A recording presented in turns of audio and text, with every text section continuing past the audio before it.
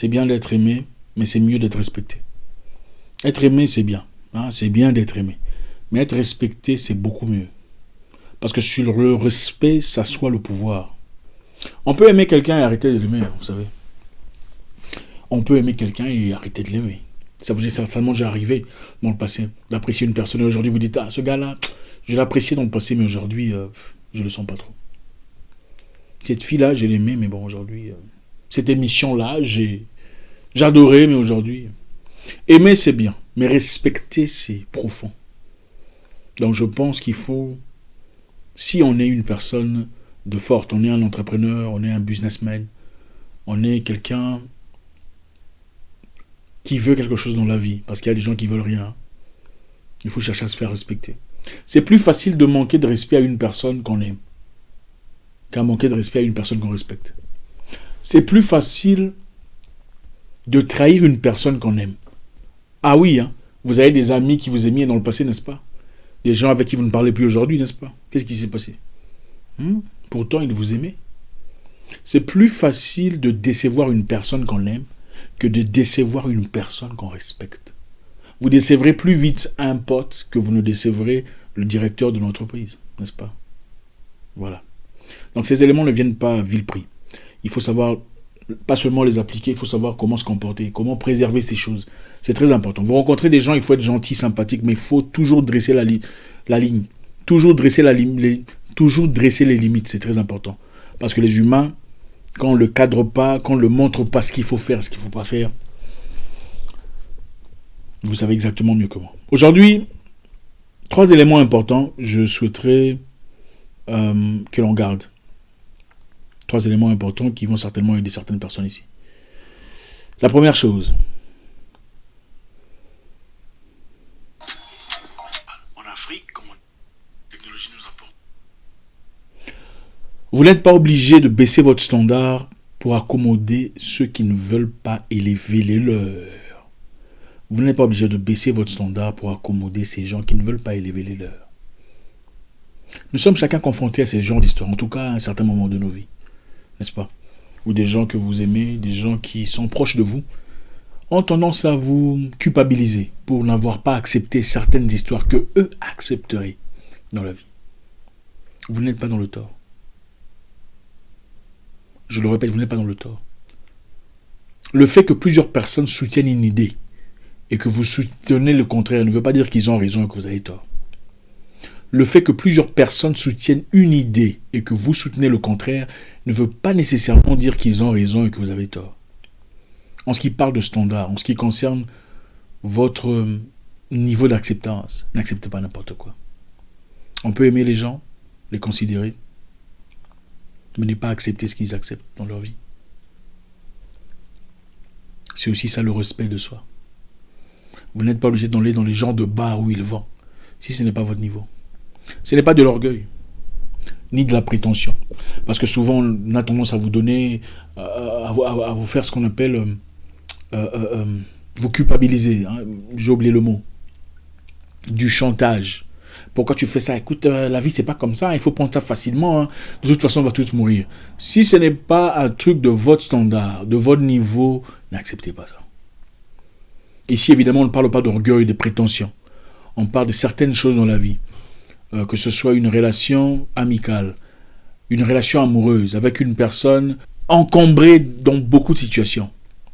Si ce n'est pas votre standard, n'acceptez pas. Parce que la cousine vous encourage de le faire, ou votre grande sœur vous dit qu'il faut le faire, tout ça. Dans la vie, on grandit. On bosse dur pour grandir, n'est-ce pas? Qui ne veut pas grandir? Personne parmi nous ne veut pas grandir, n'est-ce pas? Tout le monde veut grandir. Donc il arrive un moment où il faut grandir. Il faut grandir en société. Il faut grandir intellectuellement, parce que beaucoup de personnes pensent que grandir, c'est devenir mettre des cravates et tout ça. Non, c'est pas ça. Parce qu'en réalité, d'ailleurs, beaucoup de gens grandissent jusqu'à 31 ans. Et après 31 ans, ils apprennent seulement à fignoler français.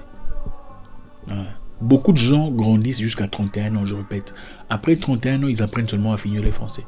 Ils apprennent de nouveaux mots, ils apprennent des trucs pour impressionner, c'est tout. Surtout en français. Grandir, c'est autre chose. Grandir, c'est prendre la responsabilité de sa vie. Grandir, c'est ne plus faire des bêtises, des blagues stupides. Grandir, ce n'est plus commenter des insalubrités mentales sur Internet. Il y a des pages là qui ne promeuvent que de l'abrutissement. Allez voir ces pages. Des millions de followers. Ce n'est pas de la distraction. La distraction d'un imbécile et celui d'une... C'est pas la même chose. Je répète, la distraction d'un abruti et d'une personne intelligente, c'est pas la même chose. Ça, c'est de la distraction, n'est-ce pas? Lire aussi, c'est une distraction. Pour développer son intellect. Faire des recherches, c'est aussi une distraction. N'acceptez pas des bêtises parce que toute une nation l'a fait. Non, non, non. Vous êtes un individu. Vous n'êtes pas une nation. Représentez-vous. La deuxième chose, certaines personnes partiront, mais beaucoup resteront. N'ayez jamais peur de filtrer. Filtrer. Gardez les vrais. Certaines personnes partiront, mais beaucoup resteront. Je ne sais pas ce que vous faites. Vous êtes coincé dans une situation où vous avez peur de perdre les gens. Mais vous savez qu'à l'autre côté de la peur, il y a la joie, la paix. Pourquoi vous avez peur? Vous perdrez peut-être des plumes, mais vous en gagnerez des ailes. Chaque personne sait où il doit être dans la vie.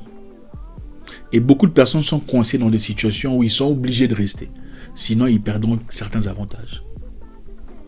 N'ayez pas peur. N'ayez pas peur de perdre des amis. Moi, je vais vous dire la vérité. On ne perd pas des amis. On ne perd jamais un ami. On ne perd jamais un ami. Ceux que vous perdez n'étaient pas vos amis. Un ami comprend que tu traverses un moment difficile. Un ami comprendrait que tu es stressé, tu es dans le besoin. Un ami comprendrait que ça, ce n'est pas toi. Il y a un truc qui ne va pas. Tu as besoin d'aide. Il n'ira jamais te critiquer, jamais te vilipender, jamais parler de toi à la troisième personne. Jamais dire, ah, lui d'ailleurs, il est devenu comme ça. Un ami ne fait pas ça. Un ami t'appelle mon frère. Qu'est-ce qui t'arrive? Ça, c'est un ami. Celui qui dit, ah, moi aussi j'ai remarqué, ce n'est pas un ami. Détrompez-vous. Ce n'est pas un ami. Vous ne perdrez jamais des amis. Alors n'ayez pas peur de perdre ces personnes-là qui vous entourent, qui encombrent le chemin. Vous perdrez les faux, vous garderez les vrais. N'ayez pas peur de perdre de faux clients. Laissez-les partir. S'ils ne sont pas heureux, pas contents de votre service, qu'ils partent. Vous garderez les bons. Il ne faut pas chercher à garder des followers pour ceux qui sont sur Internet. Il faut chercher des gens qui sont des penseurs. Des gens qui peuvent penser eux-mêmes. Pas des coqs et des poulets, des poules. Non, ça sert à quoi tout ça? N'ayez pas peur de filtrer. Il faut filtrer les gens pour garder la bonne matière, pour garder les bonnes correspondances, garder les bonnes personnes dans sa vie. À quoi ça sert d'avoir une multitude de personnes si ce n'est pas de vrai? À quoi ça sert d'avoir des relations amoureuses douteuses où vous n'êtes pas certaine que vous êtes le numéro 1 ou le numéro 1, mais vous vous battez pour rester? Pourquoi vous faites ça? Pourquoi on fait ça? À quoi ça sert de fouiller le téléphone d'un homme tout le temps, qui l'appelle, à qui il parle, tout ça? Il faut filtrer. Si ce n'est pas pour vous, ce n'est pas pour vous. Il faut l'accepter. Vous vous tuez pour des choses qui ne vous appartiennent pas. Pourquoi? Il ne faut pas forcer un boulot. Si on ne veut pas de vous, il faut aller ailleurs. Il y a peut-être mieux pour vous ailleurs. Il faut filtrer. Il ne faut pas forcer des amitiés, des correspondances. Si ça ne va pas, on ne vous aime pas, allez là où on vous aime. Écoutez, allez là où on vous aime. Même si vous pensez que chez vous, c'est bien. Mais parmi les gens de chez vous, il y aura beaucoup qui ne vous aimeront pas. D'ailleurs, ceux qui ne vous connaissent, pour la plupart, ne vous aimeront pas. Pour la plupart. La plupart des personnes qui vous aideront à avancer sont des gens qui ne vous connaissent même pas. La plupart des gens qui ne vous aident pas à avancer sont des gens qui ont peur que vous soyez mieux qu'eux. Parce qu'ils vous connaissent. Ils se disent, dans ce cas, le monde dira que partons de la même ligne de départ, lui, il est allé loin. Nous, on est allé nulle part. Filtrer. Notre troisième leçon ici, c'est... Il faut comprendre une chose.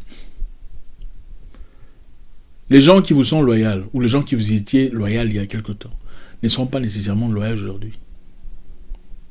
Je répète, les gens que vous considérez comme des proches il y a de cela 10 ans, les gens à qui vous donniez tout ce que vous aviez, les gens avec qui vous partagiez vos difficultés, les gens avec qui vous partagez vos traumas, vos peurs, vos douleurs, ne seront peut-être pas loyaux aujourd'hui avec vous. Je vais vous faire peur. Peut-être que votre compagne ou compagnon ne vous est pas aussi loyal aujourd'hui qu'il était dans le passé. Les gens changent selon leurs objectifs de vie, selon leur position, il faut toujours vérifier la loyauté des gens. Votre employé peut vous avoir été loyal il y a cela 5 ans. Vous ne savez pas ce qui se passe aujourd'hui. Votre employeur. Ça dépend. Il faut vérifier la loyauté des gens. Vérifiez la loyauté des gens. Comment se comportent-ils quand vous n'êtes pas là? Sont-ils avec vous comme ils sont sans vous? Sont-ils les mêmes personnes dans votre absence comme ils le sont en votre présence? Vérifiez la loyauté de tout le monde. Les gens parlent de vous à côté. Dans le positif ou dans le négatif, mais ils parlent. Ça ne s'arrête jamais. Même les gens qui vous aiment parlent de vous des fois. Mais ce qu'ils disent, c'est pas... le contenu de ce qu'ils disent est le plus important. Parce que les gens qui vous aiment parlent de vous en disant « Ah, il est parti, il a fait ça, il m'a fait ça. » Mais ceux qui ne vous aiment pas tout à fait disent autre chose. Qu'est-ce qu'il fait? Est-ce qu'il a vraiment tout ce qu'il dit là?